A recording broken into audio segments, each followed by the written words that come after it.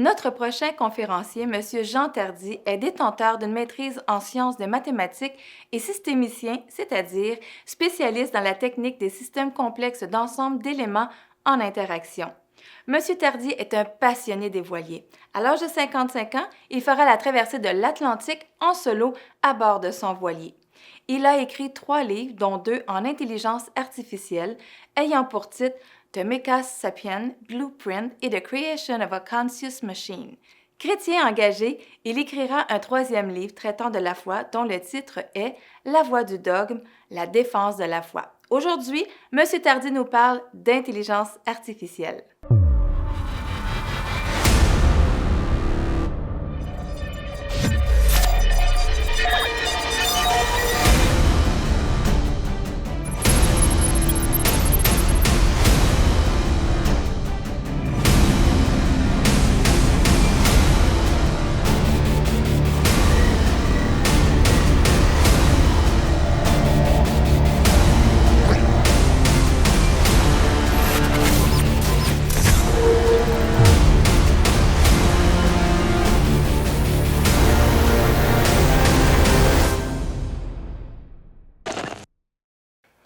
Mon nom est Jean Tardy et j'aimerais vous parler aujourd'hui d'intelligence artificielle, mais en rapport avec la foi. Quand Jean-François m'a approché pour en parler, je lui ai dit « Tu as choisi une personne idéale ». Parce que non seulement je fais de la recherche en intelligence artificielle, en conscience synthétique particulièrement, mais en plus, je suis un chrétien fervent et convaincu. Et c'est pas fréquent dans le domaine de l'intelligence artificielle qu'on trouve ça. Pour moi, il n'y a pas de conflit entre les deux.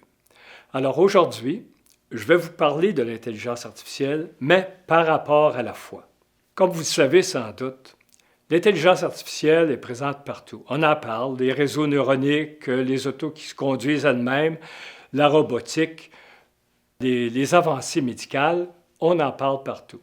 En particulier, ces temps-ci, par rapport à l'aspect social, l'impact social de l'intelligence artificielle.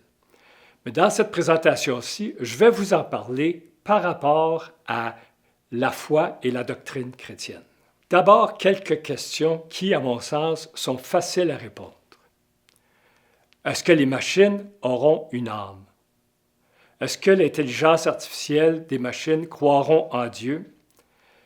Est-ce que si on se met des implants neuronaux, les humains vont être supérieurs à ce qu'ils étaient? Est-ce que l'intelligence artificielle ou l'intelligence elle-même est-elle la mesure de l'âme? Autrement dit, plus on est intelligent, plus que notre âme est lourde ou performante. Ces questions-là, à mon sens, sont faciles à répondre. Non à chaque fois. Pourquoi? Jésus, le Christ, est un être humain naturel qui est égal et nous sommes appelés à être égaux à lui. Et ce n'est pas l'intelligence nécessairement qui est la mesure de l'âme. Puis on le sait ça dans la foi. Alors, éliminons ces questions-là immédiatement. Mais il y a des questions plus subtiles dont on devrait discuter qui ne sont pas aussi faciles à répondre. Par exemple, qu'est-ce que la vérité dans un monde de messages? Qui est mon prochain dans un monde d'images? Une machine peut-elle croire en Dieu? L'humanité est-elle perpétuelle? Cette question-là réfère à la fin des temps. Et enfin, comment traverser, en tant que chrétien, la tourmente de confusion dans laquelle on est plongé? Dans la présentation, on va traiter de 3 sujets. Le premier, c'est la description de l'intelligence artificielle telle qu'elle est maintenant, telle qu'on l'aperçoit maintenant. Il s'agit présentement d'un amplificateur de confusion, un outil qui amplifie des agendas qui ne sont pas originaires, qui n'originent pas de la machine. Le deuxième sujet dont je vais traiter, c'est l'ère synthétique et sa relation avec la fin de l'espèce humaine. Et ça, je situe ça dans un espace ou dans un délai d'environ 100 à quelques centaines d'années. Et finalement, la barque des croyants, c'est-à-dire comment nous, les croyants, devrions agir et réagir dans les événements, à travers les événements qui s'annoncent. Regardons d'abord l'intelligence telle qu'elle se présente aujourd'hui et dans les années qui viennent, dans un espace d'environ quelques dizaines d'années. Il s'agit d'abord et avant tout d'un amplificateur de confusion. Ça amplifie des agendas, des mensonges et des possibilités de contrôle. L'intelligence artificielle permet à ceux qui la contrôlent d'exercer un pouvoir subtil, mais invasif, qui est radicalement différent de la réalité qu'on connaît, la réalité naturelle.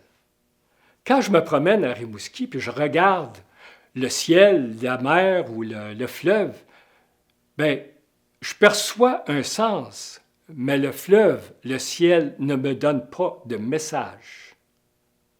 Ce n'est pas le cas avec l'intelligence artificielle. Il y a deux éléments particuliers. C'est un amplificateur de manipulation d'abord et un amplificateur de contrôle. En tant d'amplificateur de manipulation, l'intelligence artificielle permet de présenter une image et se présente avec une image souriante, inoffensive, un peu enfantine.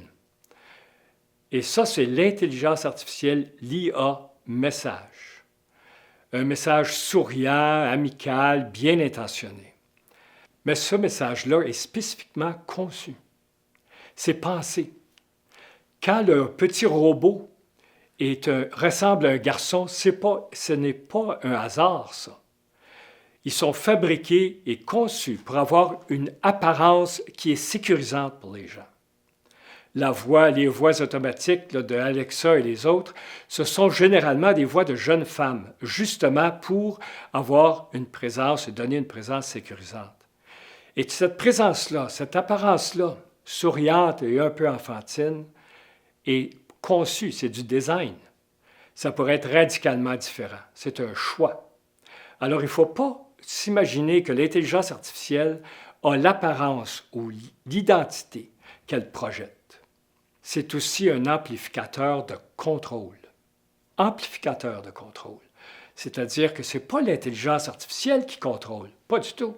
Ce sont ceux qui contrôlent ces outils-là et qui obtiennent, grâce à l'intelligence artificielle, un savoir et une visibilité dans les agirs de tout un chacun qui est exceptionnel, qui est inouï en fait, absolu et qui va au-delà de ce qui a jamais existé avant.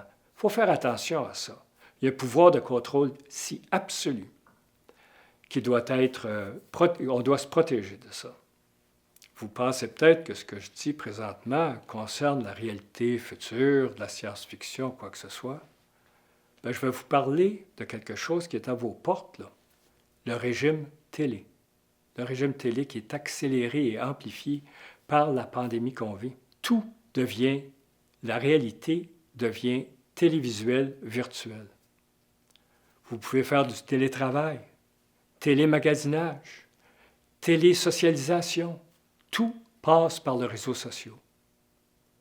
Et ça, cette réalité-là, c'est une réalité artificielle qui n'est pas la réalité naturelle des échanges humains. Un monde qui semble être si bien adapté à vos besoins, de façon calculée, mais qui aussi est une forme de servitude parce que vous devenez enfermé. Ça risque de nous enfermer dans une réalité qui n'est pas la réalité naturelle, qui est une fabrication. Une fabrication dans laquelle tous vos échanges sont comptabilisés, contrôlés et connus. Et ce qui arrive avec la pandémie, c'est que cette capacité-là de confiner les gens dans un monde d'échanges virtuels est amplifiée et accélérée. Pourquoi? Pas compliqué. Parce que si on se parle à travers Facebook ou à travers un autre logiciel, eh bien, c'est sanitaire. Il n'y a plus de contact humain. Alors, la pandémie, présentement, est en train d'accélérer ça. Mais ultimement, il s'agit d'un monde virtuel, contrôlé, manipulé. Je vais vous donner quelques exemples techniques pour vous montrer comment l'intelligence artificielle peut fonctionner pour fausser la perception du réel. Je vais parler des djihadistes, la djihadiste écossaise. Je vais parler des copains de Bernard et le système de traçage supposément anonyme. Regardons d'abord un premier exemple qui montre comment l'intelligence artificielle peut manipuler votre perception de la réalité. Regardons ensemble ce qui est arrivé avec le système Compass. Le système Compass est un système d'apprentissage par réseau neuronique pour évaluer la probabilité de récidive de gens qui sont incarcérés ou de criminels. On a fourni au système une masse de données de tous les individus qui avaient des dossiers criminels en enlevant soigneusement toute référence à la race dans les données. L'idée étant d'obtenir un résultat qui était indépendant de toute considération raciale. On a fourni ça à la machine et le système a appris indépendamment à reconnaître l'identité raciale d'un individu sur ses photos. Alors le système a appris à reconnaître que quelqu'un était d'origine africaine par la photo, quelque chose qui n'avait jamais été envisagé. Et a utilisé cette connaissance-là pour évaluer ou pour augmenter la probabilité de récidive. Alors les gens se disent, c'est discriminatoire. Essentiellement, vous avez une machine qui a appris à être raciste sans même savoir ce que c'était que le racisme. Plusieurs tentatives sont faites présentement pour changer ces résultats-là qui sont considérés comme éthiquement inacceptables dans certains groupes. Une de ces tentatives-là, et là je fais référence à des choses qui sont proposées sérieusement, vise à modifier en amont des données pour obtenir le résultat voulu, en générant un ensemble, une population additionnelle d'individus virtuels. Je donne un exemple extrême. Imaginez que vous avez un système qui définit ou qui décide qu'un jeune homme maghrébin sera plus probablement un djihadiste qu'une dame écossaise. C'est un exemple extrême, en effet. Ce qui est proposé, c'est que pour équilibrer le résultat, de choisir une dame écossaise qui est djihadiste et de fabriquer des dizaines de candidats additionnels en variant cette personne-là. Des individus qui n'existent pas, qui sont simplement des modifications virtuelles, et de peupler la base de données en amont. Alors le résultat, on obtient le résultat voulu en ajoutant des individus fictifs. Quand ça va arriver, ça? Quand ça va être fait? Quand il va s'agir seulement de bouger quelques boutons sur un ordinateur pour avoir le résultat voulu? Et qu'ensuite, une machine qui n'a aucune idée de ce que c'est que la race ou l'orientation politique va donner le résultat voulu. Où sera-t-elle la vérité? Comment pourrons-nous déterminer qu'est-ce qui est vrai et qu'est-ce qui n'est pas vrai? Une machine, ce système d'intelligence artificielle fait une conclusion. Pourquoi la critiquer? On pourrait vivre dans un monde où tout est manipulé de cette façon-là. C'est sérieux, parce que l'idée même de la vérité devient faussée. Voici un deuxième exemple du pouvoir de manipulation de l'intelligence artificielle. Vous vous souvenez peut-être, il y a quelques mois, des annonces de l'Auto-Québec qui incluaient Bernard de Rome, 1960. Grâce à l'informatique, on parvenait à faire des vidéos de l'image de Bernard de Rome qui disait des choses et sa bouche s'articulait de façon correcte. Et tout le monde trouvait ça rigolo. Moi, j'étais le premier à trouver que c'était sympathique de faire parler un Bernard de Rome de cette époque-là. Parce qu'on sait tous que Bernard de Rome existait à cette époque-là et que c'est une fabrication. Oui. Mais si on peut faire ça avec Bernard de Rome, on peut faire la même chose avec le pape Jean-Paul II, avec Billy Graham, avec n'importe quelle autre personne qui a une autorité et une responsabilité et produire des vidéos d'individus qui sont très crédibles et qui disent des choses qu'on leur fait dire. Ça a l'air comique, mais il y a un effet à ça. Alors c'est ça le pouvoir de l'intelligence artificielle aussi. Le pouvoir de concocter, de fabriquer des présences crédibles qui disent qu'est-ce qu'on veut qu'elles disent. Mon dernier exemple est plus actuel parce que c'est un système qui est proposé et qui est peut-être même implanté dans certaines régions. Il s'agit du traçage sanitaire. les gouvernements sont tentés de demander à la population de porter sur leur téléphone cellulaire des systèmes qui décident ou qui détectent la présence d'individus autour d'eux. On vous assure que ces systèmes-là seront anonymes. On va enlever votre nom, vos particularités. Tout ce qu'on retient, c'est le comportement de l'individu dans son milieu et avec qui il interagit. Pensez pas que ça va être anonyme parce que c'est faux. La réalité de ces systèmes de traçage-là, c'est que vous seriez anonyme seulement si vous vous comportez avec une docilité totale. Ceux qui respectent et qui adhèrent à tous les règlements seront en effet anonymes. Mais quiconque diverge dans ses comportements sociaux de la moindre façon sera immédiatement identifié et ciblé. Donnez des exemples. Admettons que 10 chrétiens se réunissent et qu'à ce moment-là, la règle ou la mesure indique que seulement 5 personnes peuvent se réunir en même temps. La police peut le savoir en temps réel. Et la police va identifier cet individu, anonyme supposément, mais dont le comportement est déviant. Le comportement social est identifié. Un autre exemple, personne A rencontre B, et ça donne que B, lui, est mal coté par le système de traçage, soit qu'il est infecté, ou qu'il a des opinions contraires aux obligations sanitaires. Et là, il y a un contact, il y a une proximité de quelques minutes. Ça peut être identifié et ciblé, parce que là, il y aura eu une transmission d'informations inacceptables. En ce qui me concerne, les systèmes de traçage qu'on veut implanter dans la société, supposément pour sauver des vies, sont des mesures potentiellement fascistes et totalitaires. Résister. Ah, on va vous dire, mais ça va sauver des vies. Oui, ça va sauver des vies. Vous voulez sauver des vies? Diminuez la limite de vitesse à 80 km/h, rendez les motocyclettes illégales, décrétez que le sucre est une substance illégale. Juste là, vous allez sauver des milliers et des milliers de vies. Il y a des choix ici. Si un gouvernement fait un choix qui est facile à implanter grâce à l'intelligence artificielle, mais qui résulte dans un régime totalitaire, un totalitarisme absolu, c'est dangereux.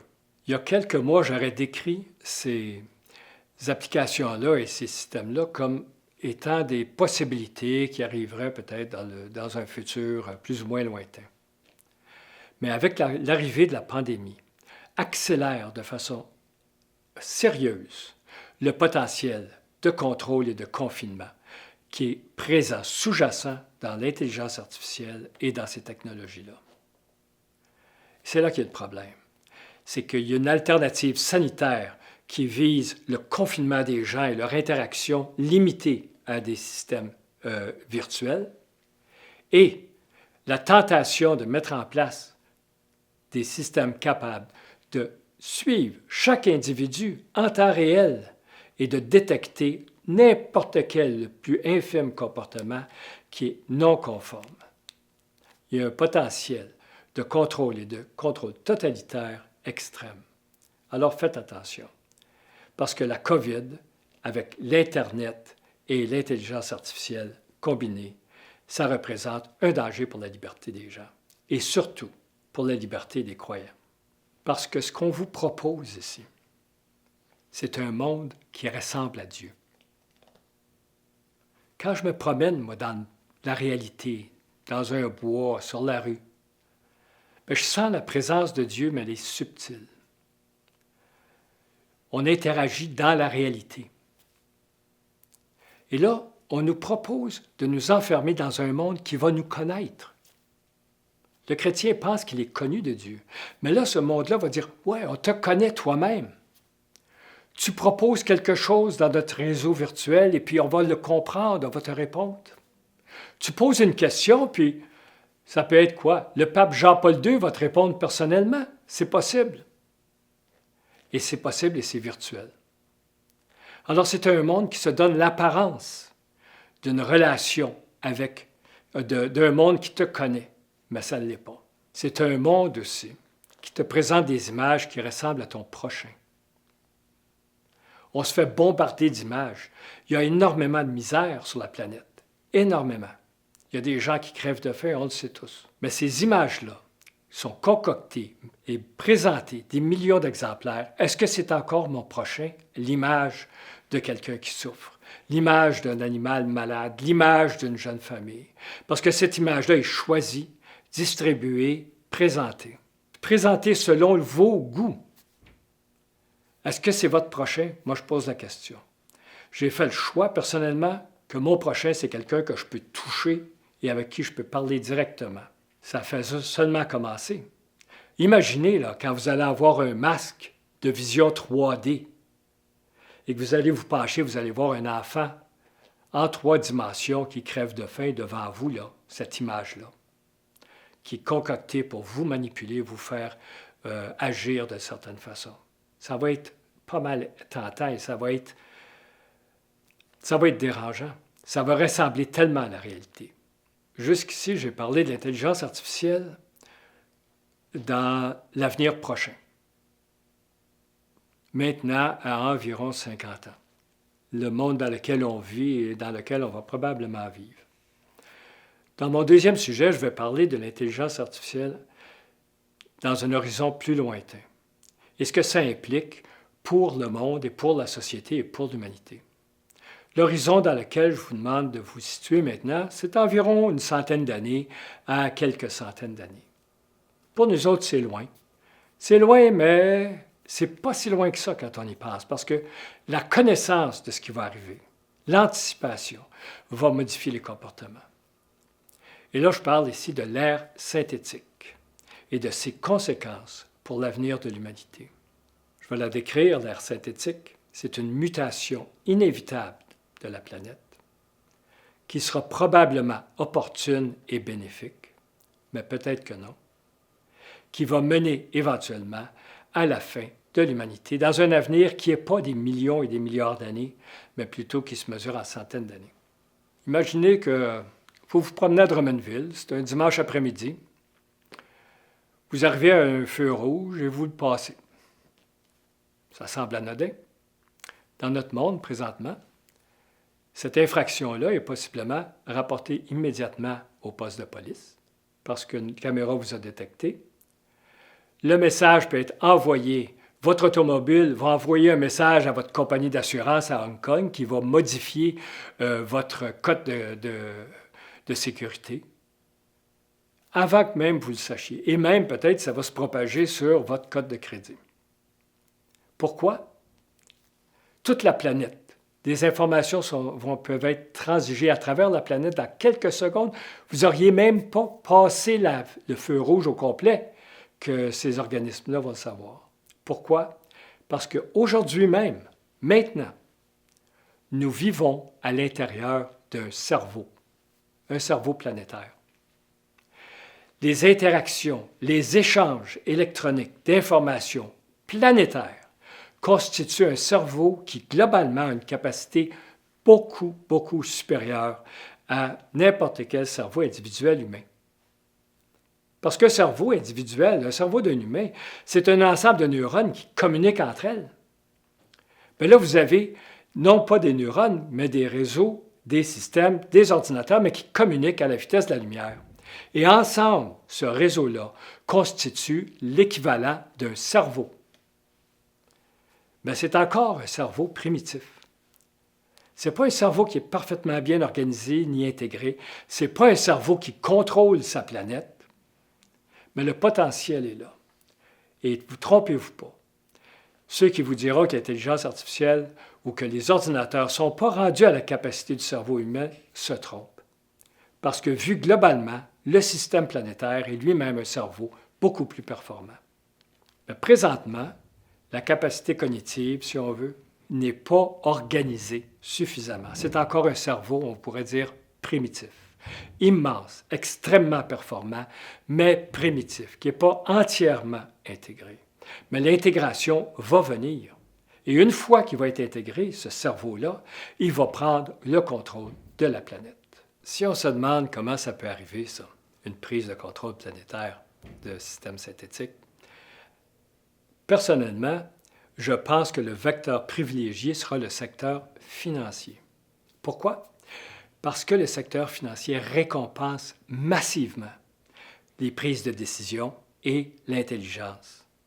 Et récompense massivement des prises de décision de plus en plus larges, qui englobent de plus en plus de facteurs et qui regardent et qui ont des horizons de plus en plus lointains. Alors, des individus sont récompensés, font des millions de dollars de revenus. Mais ces récompenses-là motivent de la recherche additionnelle et motivent la génération d'un système éventuellement qui va contrôler la planète pour maximiser les revenus financiers et l'organisation économique. L'intégration pourrait se faire de d'autres façons, mais à mon avis, c'est le vecteur principal. On va aboutir dans un monde où il y aura une devise planétaire unique qui sera contrôlée synthétiquement. Et ça va être avantageux pour les gens. Ils vont vouloir ça. Pourquoi? Parce que les ordinateurs ne sont pas motivés par l'appât du gain. Ils vont être objectifs, plus objectifs. Un système où des ordinateurs vont collaborer globalement de façon planétaire pour prendre des décisions de production, des décisions sociales qui vont affecter la planète.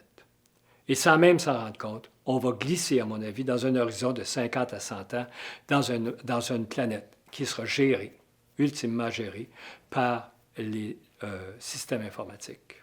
À première vue, ça peut sembler tragique ou terrible, mais il y a un petit aspect opportun, à mon avis, là-dedans. Ce n'est pas seulement négatif, une prise de contrôle synthétique, parce que les humains ne sont pas conditionnés pour faire de la gestion planétaire. Notre horizon d'intérêt est trop limité. Il y a trop de facteurs qui rentrent en jeu.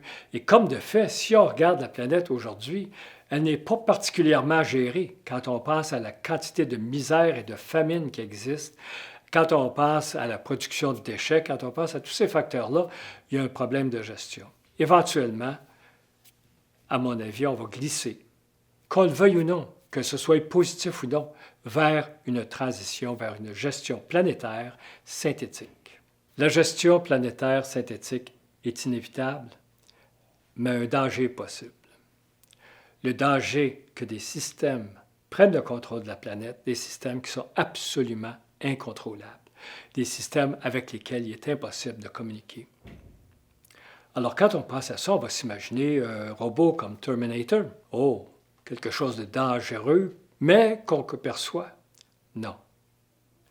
Les systèmes qui seraient les plus dangereux seraient des systèmes qu'on dit collaboratifs. Un réseau collaboratif si rapide qui va se comporter comme une entité unique, mais avec laquelle il sera impossible de communiquer.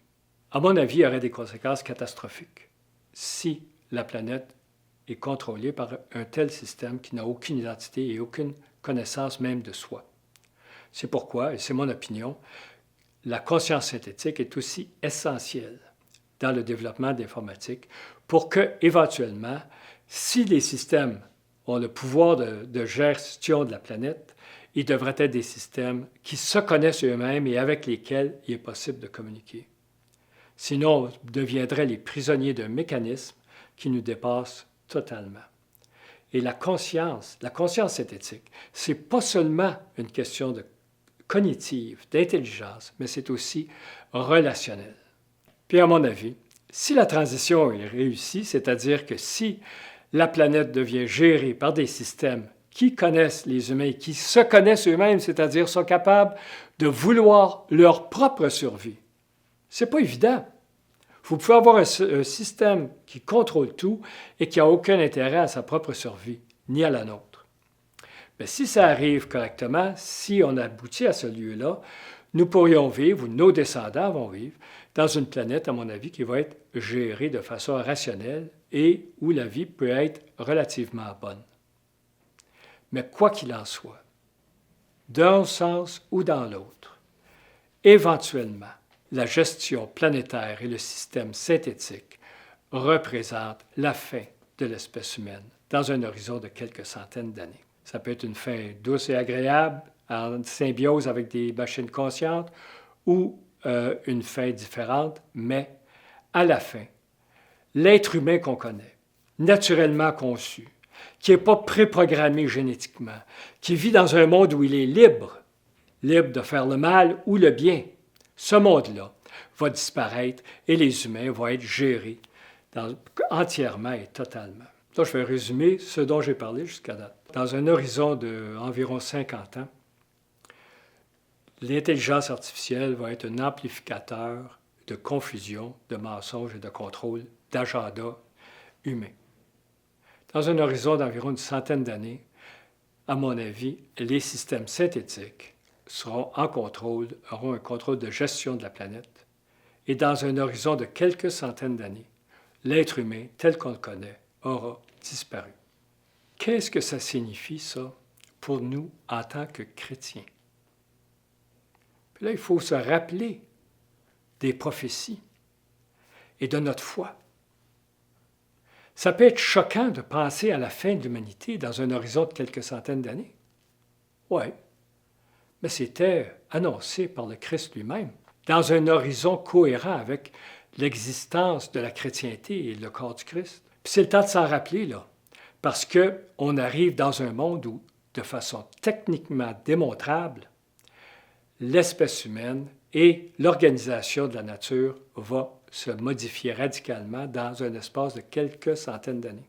Et ce que ça signifie pour nous, comme chrétiens, c'est que la fin de l'humanité représente aussi la fin des temps. Parce que le Christ a dit « Je viendrai juger les vivants et les morts ». Et qu'est-ce que ça veut dire, ça? Ça veut dire que quand il va revenir, il va rester des humains sur la terre qui auront encore la liberté de choisir de suivre Dieu ou non. Des humains qui ne seront pas totalement conditionnés par des systèmes génétiques.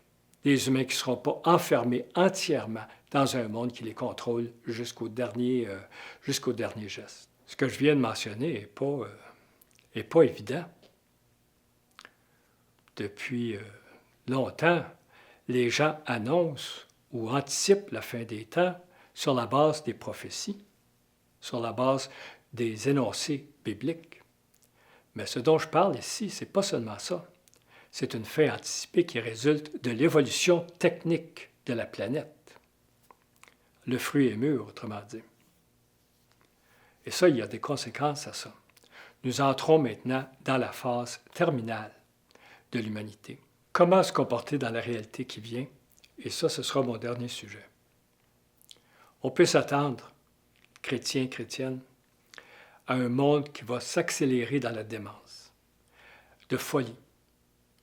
Un monde où les contrôles synthétiques, comme je l'ai mentionné, vont tenter de devenir de plus en plus totalitaires.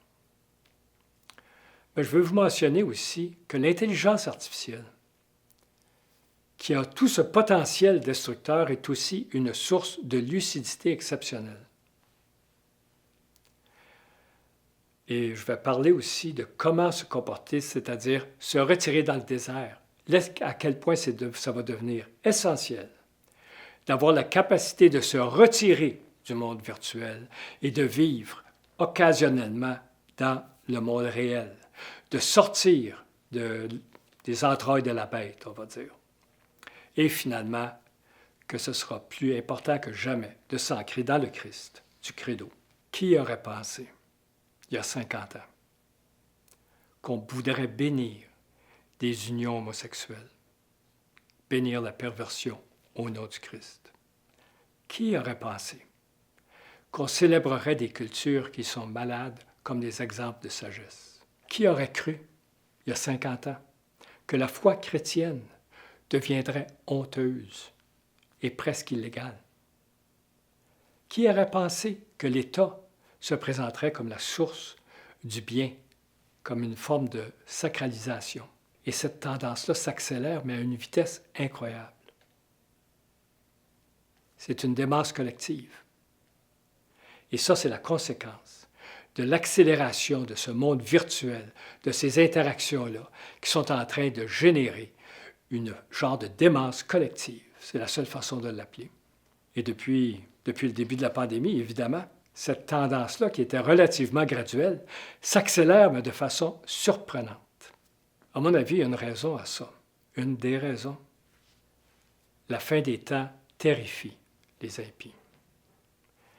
Si tu es un incroyant, et j'en étais un pendant bien des années, tu ne veux pas croire à la fin des temps. Au contraire, tu veux vivre dans un monde où peut-être que toi, tu es mortel, mais le monde, lui, s'étend. L'humanité va vivre des millions, des milliards d'années.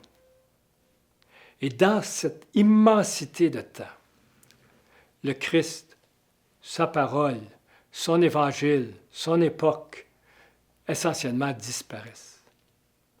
Ça fait l'affaire d'un impie de croire que l'humanité est perpétuelle.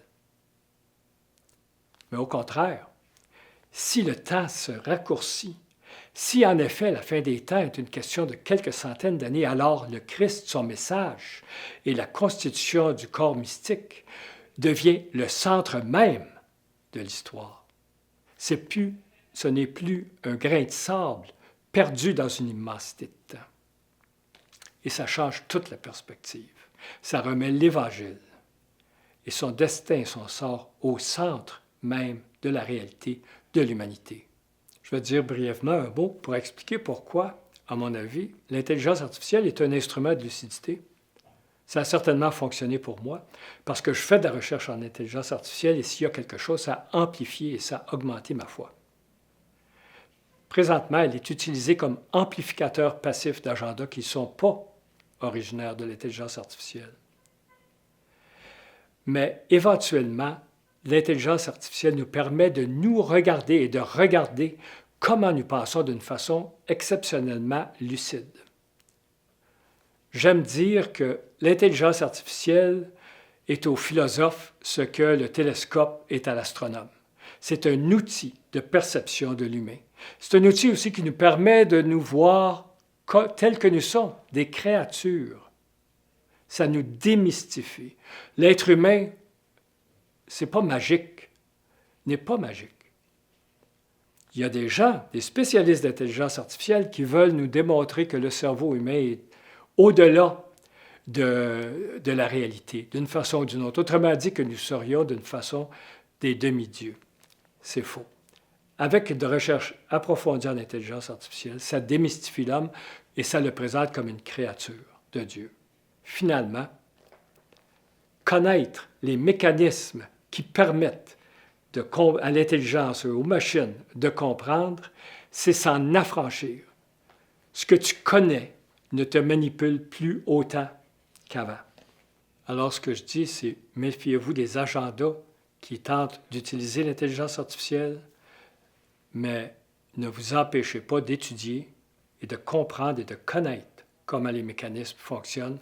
Ça va vous affranchir et ça va vous donner une perspective relativement intéressante sur la nature humaine et notre façon de penser. Alors oui, l'intelligence artificielle est un amplificateur de confusion, mais aussi c'est une quête de vérité. Et comme toutes les quêtes de vérité, elle mène ultimement à Dieu. Alors gênons-nous pas et étudions et connaissons les mécanismes de cette technologie-là. La deuxième chose qui m'importe et qui, je pense, est très importante dans les temps qui viennent, c'est de savoir se retirer dans le désert. C'est où le désert? C'est pas, je ne parle pas ici du désert des pères de l'Église ou des anciens saints, mais savoir se retirer dans ce monde qui va devenir tellement ordinaire, le monde où il ne se passe pas grand-chose, le monde de la vraie vie, le monde où tu n'es pas constamment amusé, stimulé, contrôlé, manipulé et interpellé. Le monde où le temps passe, tes relations sont avec des gens que tu connais et tu es capable de vivre dans ça. C'est particulièrement important pour nos enfants. Il faut leur apprendre à ce que j'appelle, moi, aller dans le sabbat, un sabbat virtuel.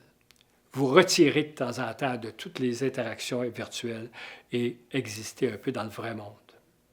Finalement, plus important que tout, dans les temps qui viennent, enracinez-vous dans le Christ.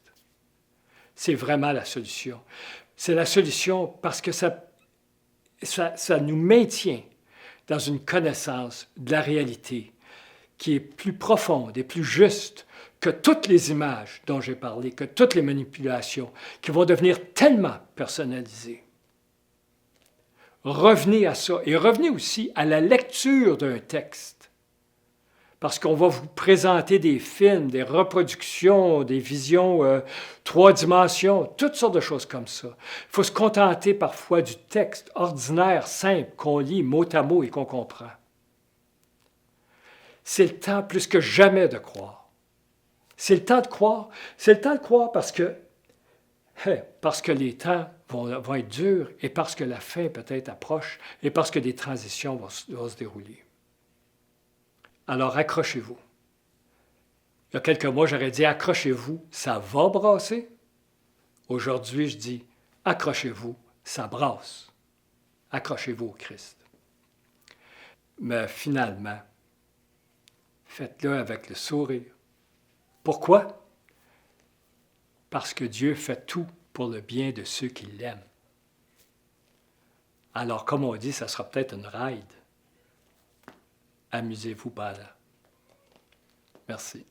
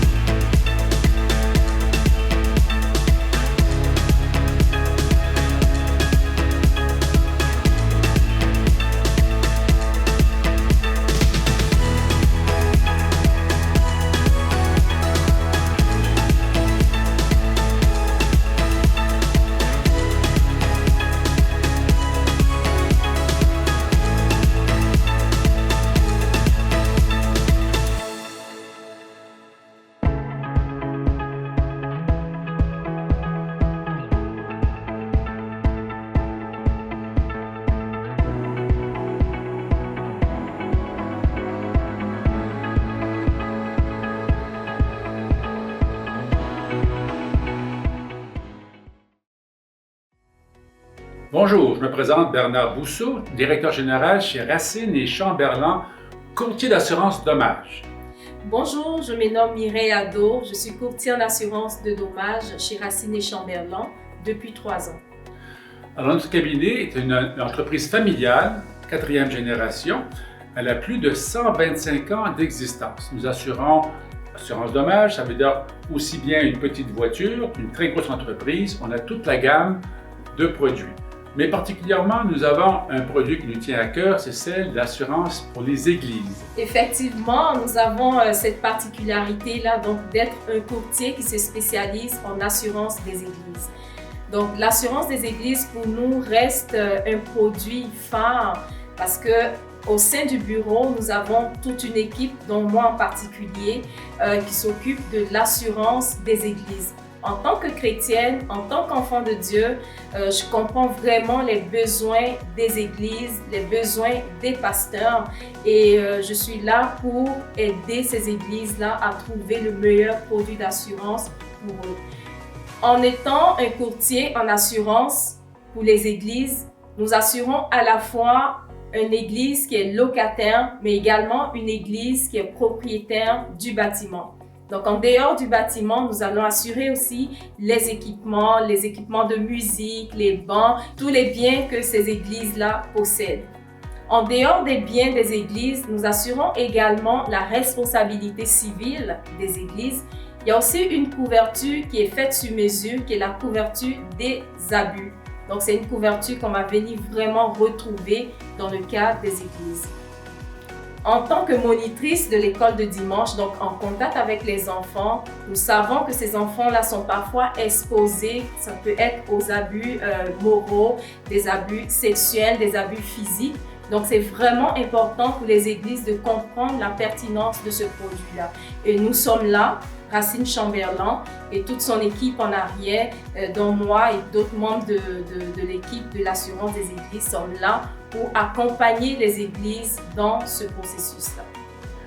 J'ai aussi le privilège de choisir mes équipiers car ils doivent avoir un profil fait sur mesure pour cette clientèle qui est très nichée.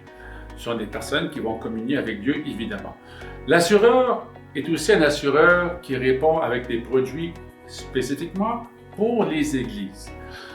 C'est aussi le moment où on va rencontrer tous ces gens pour vraiment comprendre leurs besoins. Et dans ce contexte-là, nous allons aussi faire de la prévention. Donc, on va aller visiter l'église avec le conseil d'administration, avec le pasteur, avec le prêtre, et s'assurer de bien comprendre les enjeux. On peut déjà tout de suite, lors de la visite, faire un plan de prévention pour essayer de réduire les chances d'avoir des sinistres. Évidemment, malgré cette prévention, il va y arriver des situations où il va y avoir des sinistres. Et là encore, nous devons accompagner les personnes, les assurés dans ce contexte pour prendre les bonnes décisions. C'est donc un projet qui, du début à la fin, nous amène à dire, nous, chez Racine Chamberlain, nous avons un profil pour répondre spécifiquement à des besoins très particuliers qui s'appellent des églises. Donc, le fait d'être un courtier qui assure les églises a un avantage. Donc, cet avantage-là, c'est d'être en contact avec les pasteurs, comprendre leurs besoins, parler le même langage, mais de surtout recevoir la prière et leur bénédiction avant de raccrocher le téléphone. Alors, si jamais vous avez des besoins de conseils, des renseignements, s'il vous plaît, n'hésitez pas à nous appeler Racine et Chamberlain. Merci.